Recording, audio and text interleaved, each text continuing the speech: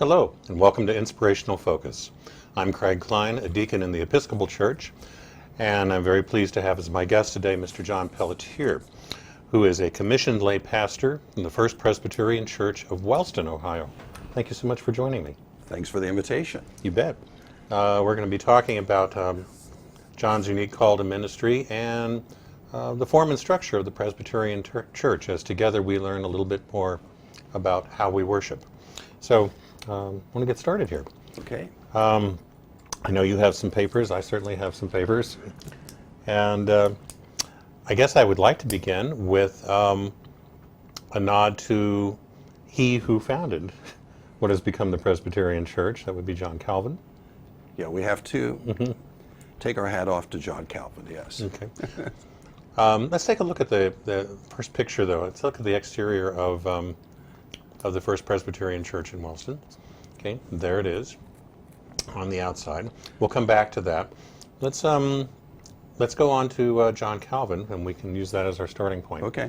Okay.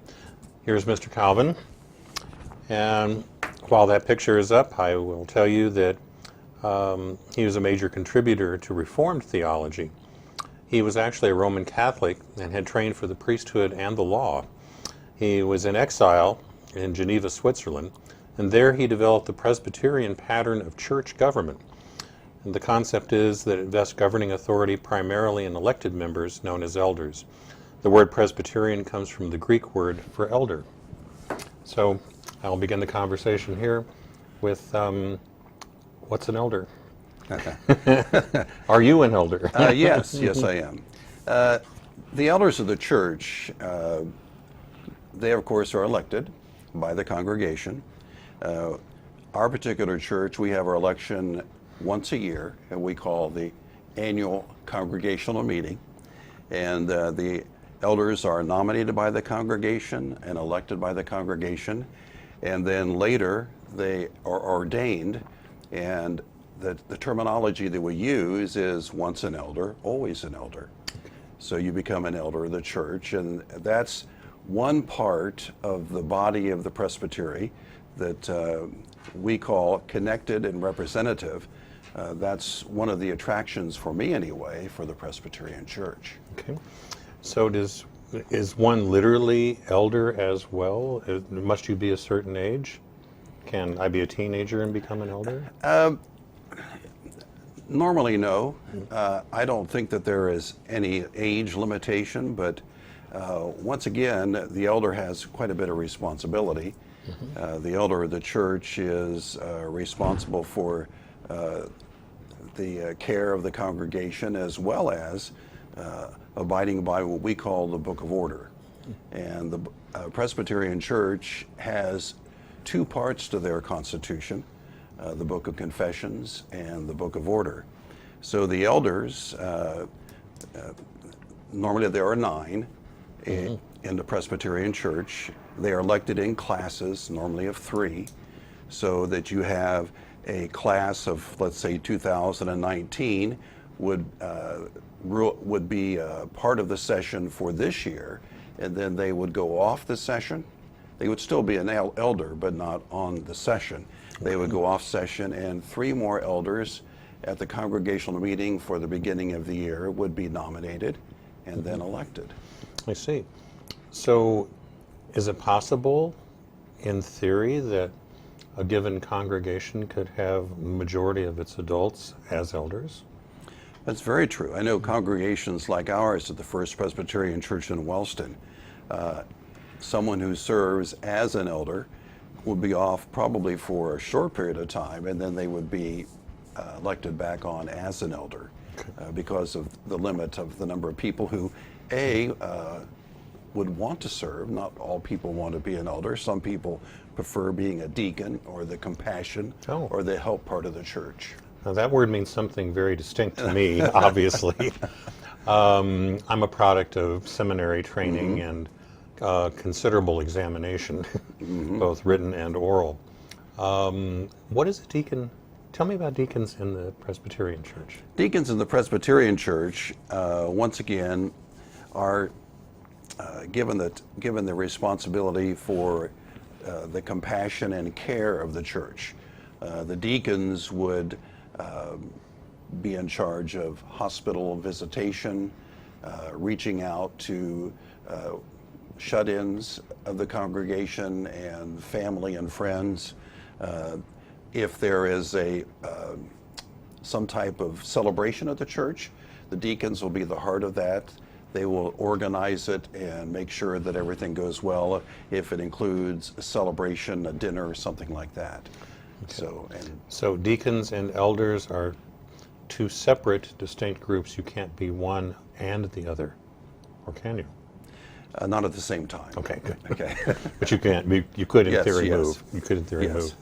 That's really quite interesting. A lot of what you just described is the function of an Episcopal deacon as well. So chaplaincy in hospital, visitation, that sort of thing, Right. and bringing the world inside the worship space. You mentioned the Book of Confessions and a Book of Order. The Presbyterian Church, I said, start off, we are representative and we are connectional. So being representative, what I mean by that is that our congregation elects the rulers, the elders, and the deacons of the church. And the elders of the church follow what we call the Presbyterian Church's constitution, which comes in two parts. And the first is the Book of Order. And the Book of Order, of course, gives us the foundations for Presbyterian polity that we follow. It also gives us ways and rules to follow for the form of government of the church. There's a directory in the Book of Order for worship. And of course, as all churches need and hopefully don't have to use, there's rules of discipline as well. Okay. Okay. So, when you have a group of elders elected to govern a particular congregation, that is known as a session? Session, that's correct. Tell me about that. The session is comprised of the elders, and in the Presbyterian Church, the session is elected by the congregation. Then the session itself rules over the church, if you can use that word, actually ministers and to the care of the church.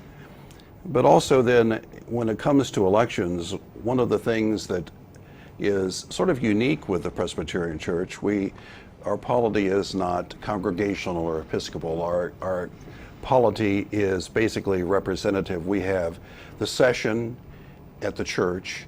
Those members of session can be elected to go and be part of what's called the presbytery, which is then the presbytery will aid and help each one of the sessions. The presbytery, for instance, here is in this area district is the Scioto Valley Presbytery, which has about 99 churches. And then the presbytery, 3 different presbyteries get together in what's called a synod. And the members of the presbyteries can be elected again by their congregations to be part of the synod. And then we have the General Assembly, which meets every 2 years. Again, members who are elected by the congregations can go on to the General Assembly. So the rules of the church, which are outlined in the Book of Order, are actually a product of those who have been elected by the sessions. I see. Sounds very democratic. It is very democratic. It's very representational, as That's we say. good. That's good. So when I introduced you, I said that you were a commissioned lay pastor. Yes. How does that differ from, well, the case of my denomination, or perhaps yours as well, someone who is ordained? That's right. What are the differences there? The difference would be, in my case, a commissioned lay pastor, I went through seminary for 3 years instead of 6. And my seminary training was directed to be a commissioned lay pastor, which the Presbyterian Church now calls a commissioned ruling elder. What we did was they gave us the instructions we needed so that they would be comfortable with the commissioned lay pastors to do the sacraments, to do baptisms, and of course to do communion, and also to what we call moderate session. So one of my jobs at the church is when the session comes together, I am the moderator. I'm the one who tries to keep things in order. Fortunately, in our church, that's an easy task. They're wonderful people. I see. So, of course, my denomination has some equivalent to that as well, but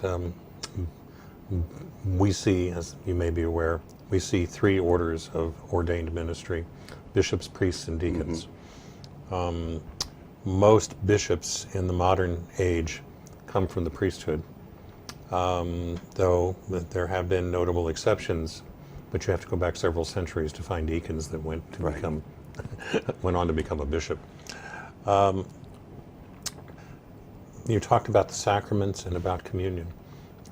Is that a part of every service? Do you distribute sacrament at every, or is it certain times? Yeah, the sacraments, of course, they're in the Presbyterian faith, there are just 2, baptism and communion.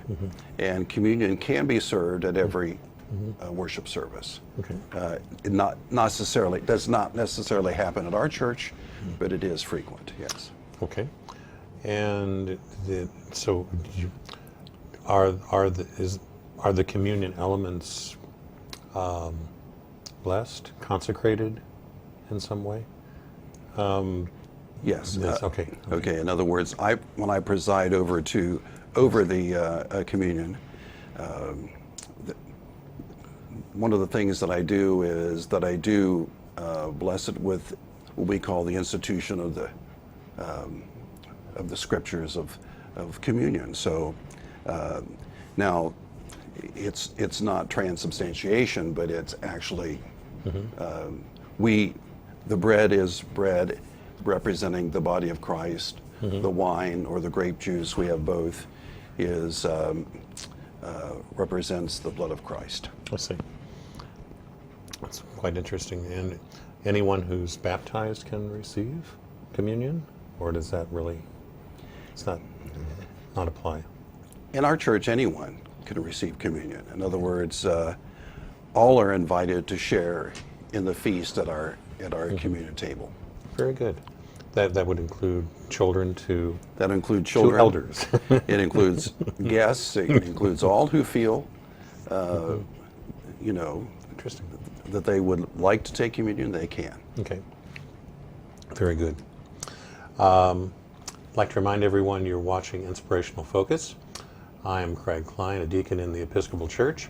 My guest today is Mr. John Pelletier, who is a commissioned lay pastor at the First Presbyterian Church in Wellston, Ohio. And our dialogue continues about Presbyterian polity, structure, belief. You have a book of confessions. Yes. I understand. To what are you confessing and to whom? I guess it depends on the person, right? Yes. Actually, the Book of Confessions is part of what we call the Constitution, which is the 2 parts. We talked about the Book of Order before. The Confessions, the Book of Confessions, it has some very familiar creeds: the Nicene Creed, the Apostles' Creed, and also the Scots Confession. There's the Heidelberg Catechism, and there's other, the Westminster Confession, the Shorter Catechism, and of course, being the Presbyterian Church, we have the Brief Statement of Faith that was issued by the Presbyterian Church. Are these recited, or in the case of catechisms and then back and forth there, is that something that happens as part of regularly scheduled worship? There's always a statement of faith in our worship service. Okay. And it comes from the Book of Confessions. Normally it's from the Apostles' Creed, but it can be from all of the creeds. The Book of Confessions is also used in our classes for those young people who were considering becoming members of the church. Okay. And we call it, at our church, it's called an inquirer's class for children and adults. I see. Okay. So, Because one of the things, not to interrupt, but one of the things that I like to do, and I call it an inquirer's class, because I really want people to understand the polity of the church. I want to understand my statement of faith as well as the statement of faith of the Presbyterian Church as well. So I see. So when a person would like to become ordained in the Presbyterian Church, one would go to seminary. yes. Where would that be closest to where we are at this moment? Probably the seminary they're choosing. I mean, I'm not sure. I mean, the seminary classes that I took were classes that were conducted at different places in Columbus, different parts, different universities and things like that. The classes were constructed basically for the Commissioned Lay Pastor program. Okay. And of course, I was the guinea pig, along with 11 others. Ohio was very, very late in deciding that they wanted to bring commissioned lay pastors on board. And there were several pastors of churches, ordained ministers who were not crazy about the idea, feeling that it might be a shortcut. However, what was happening, especially in the Hanging Rock District, which includes these counties, Gallia County, Jackson County, Vinton County, Meigs County, also in areas like Portsmouth and Ironton, there was a large number of churches who were, because of their size or the lack of the size of the congregation, could not afford to have a ordained minister with the minimum package. So what they did, in the whole concept of this, it used to be called the tent makers after Paul, but the Commissioned Lay Pastor program is that persons like myself who already have a job, already have maybe insurance and benefits that would take the burden off of the church, come in and go through this training, and we are able to serve the church and fill their spiritual needs, and still they're able to have enough money to fix the place and grow. Fix the place up and grow, do yes, maintenance and grow. And grow. And I was in the first class in the year, and I became a commissioned lay pastor in the year of 2000. Okay. And how long had lay pastors been functioning in other places prior to that? In other states, commissioned lay pastors had been around probably for about a decade or so. Okay. So in the Presbyterian Church. All right. You mentioned Scioto Valley and 99 approximately churches. Scioto Valley runs from where to where? The Scioto Valley Presbytery, which involves this area, runs, if you would, imaginary line from Columbus down Route 23 to the river, and then draw a line from Columbus probably to Marietta, and use the Ohio River as the third part of the triangle. You'll find there's about 99 different congregations. About a quarter of the physical geography of Ohio. Yes, it's a large group. And then the Scioto Valley Presbytery has an executive presbyter. Her name is Jeannie Harsh, which is an absolutely wonderful woman. She's Reverend Dr. Jeannie Harsh, I should say, an absolute wonderful woman. And she is we've adopted her, and she's adopted us. I see. But it's a huge, huge job. I'm sure that it is. Yeah. And we have dioceses, and we have so-called see cities where one typically, though not always, finds a cathedral where the bishop presides and has offices in or nearby. Right. So for us, that location would be Cincinnati. Okay. And right in the very heart of downtown. So, when a person is ordained in the Presbyterian Church, that stays with them throughout their life. That is correct. Okay. You can be ordained as a deacon. You can be ordained as an elder. Then you are an elder for life. You are a deacon for life in the Presbyterian Church. Yes. I see.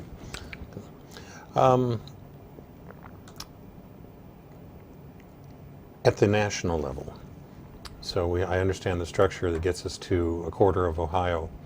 Where does it go after that? Does it just keep getting larger and larger? Yes, it keeps getting groups? larger and larger. The presbytery, which we talked about, Savada Presbytery, you can take 2 or 3 presbyteries and make what they call a synod. And the synod, of course, and then every 2 years, the session of each congregation may and can elect a representative to go to the General Assembly. Okay. And the General Assembly then, of course, is the one that hopefully responds to the needs of all of the Presbyterian congregations in Presbytery USA and addresses those needs. So do individual people from individual sites aspire to go to national Yes. convention? No, we have what's at the presbytery level. We have assemblies as well, and those happen probably once every 3 months. And again, our church would send a representative to the general to those in the presbytery, and then you can be also elected and go on to the General Assembly. Okay, wonderful. So we have presbyteries and synods, and in my extensive research for this program, Okay. They can be collectively referred to as a mid-council. Yes. Okay, so there are, as we increase the number of people and enlarge the geographic area, there are structures in place for all of that governance and sharing. Yes, and in other words, in Episcopal polity, which you had discussed, you would find that the presbytery, the synod, and also the General Assembly do serve in many ways as a bishop. In other words, to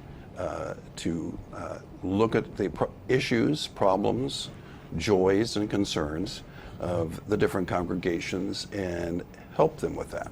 Let's see. That's really quite interesting to me.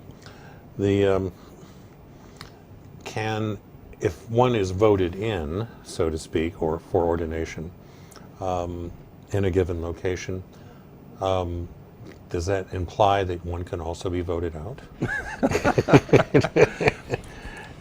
Let's go back to the Commission Lay Pastor program, which I'm familiar with. There. Okay, we'll start there. Okay. Is because the Commission Lay Pastor program is a little bit different as far as their relationship with the congregation.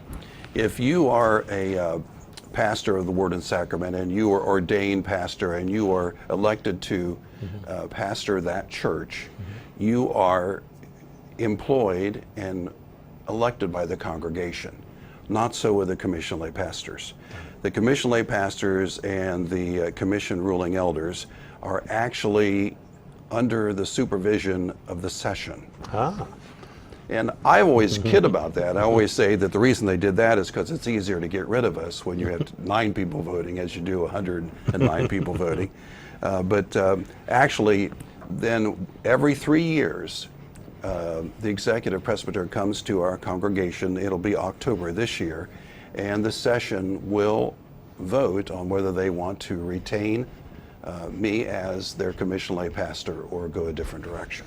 So does that mean they could reassign you to some place else? Yeah, they could reassign me. They could do nothing. Do nothing?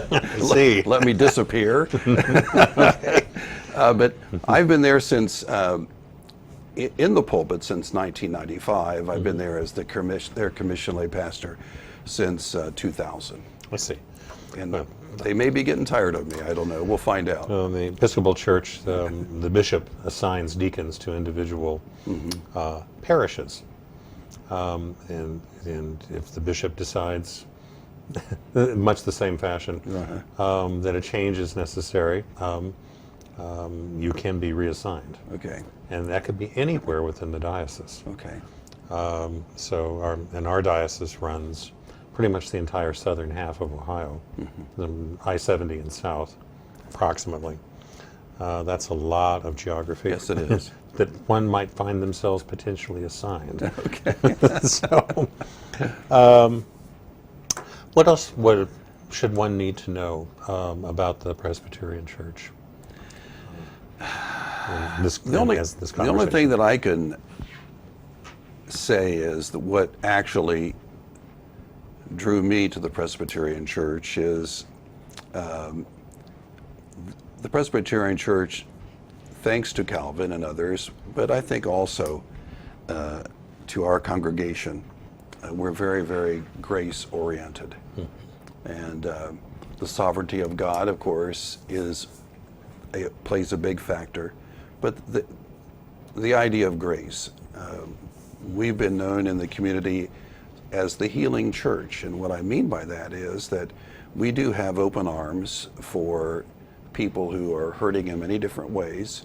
There's no pressure to become a member, and they're welcome to the church. Mm-hmm. And that idea of grace as being paramount I think is one of the signatory elements of the Presbyterian Church.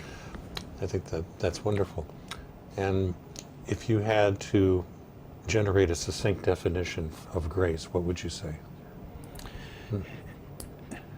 Probably I would be the poster child, and it would be unmerited. Mm-hmm. The love of God, which is given to us freely, which we totally do not deserve. John, thank you for that. Thank you. I appreciate it very much. We appear to be coming to the end of our time. I really want to thank you. I've learned a number of things about the Presbyterian denomination. Thanks for the invitation. That's right. And 99 churches in our immediate, well, our extended immediate That's geographic right. area. Very interesting. I'm you grateful. Now know that you're surrounded by Presbyterians. I do, and whatever shall I do? I shall Good visit. luck. That's what I shall do. Okay. This is John Pelletier, as commissioned lay pastor in the First Presbyterian Church of Wellston, Ohio. You've been watching Inspirational Focus. I'm Klein, a deacon in the Episcopal Church. Thank you so much for joining us.